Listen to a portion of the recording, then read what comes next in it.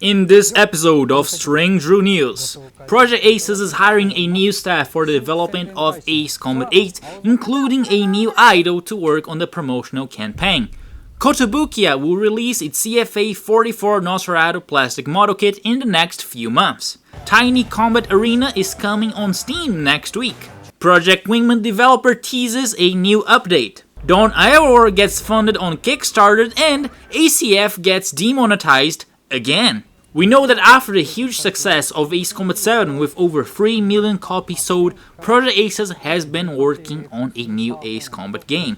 In the November issue of the Famitsu magazine, Kono and Shimamoto have said, and I quote, "We're gathering human resources not just for the next game, but also for the next 2 to 3 Ace Combat games. Right now, things are moving more than everyone had thought." Of course, the partnership between Project Aces and Ilka has been on for a while, but it was only this week that Aozora Sorano was announced as the official brand ambassador to Ace Combat. If you follow Japanese music, you might have seen her as part of the Arcana project or the Denpagumi idol group.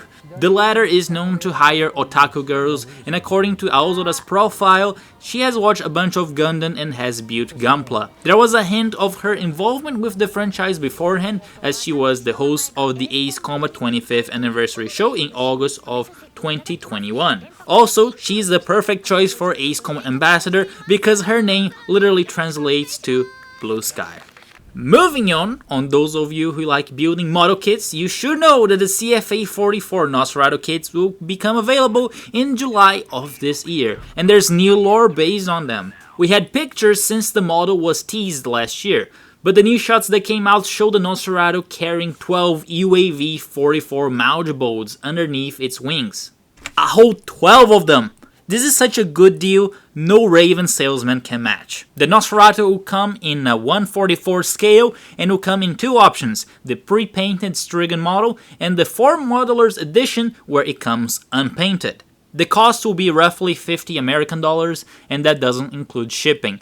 If you want to pre-order, the links are in the description. Tiny Combat Arena, the indie game developed by Y485 and published by Micropose, is coming on February 22nd on Steam. It's an easy-to-get-into combat flight simulator set in the Cold War with a retro look. The single-player mode includes quick action and a mission builder. You have the ability of selecting multiple weapons, and you can engage aerial, ground, and naval targets. I've only played the early access and I'll make a more detailed review in another video. The development team of Project Wingman has issued an update with a few interesting news. First, the team showed a few pages of the art book that is being made to cover the game's lore.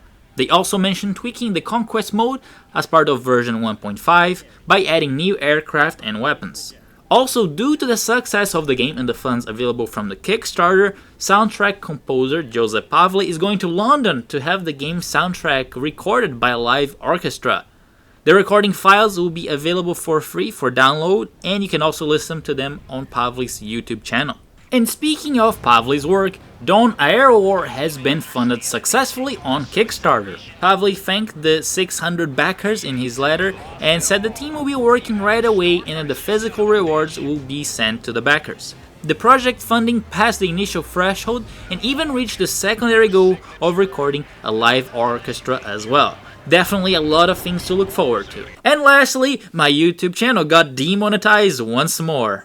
All this because a meme video that I made years ago got flagged for allegedly advocating for criminal activities or organization.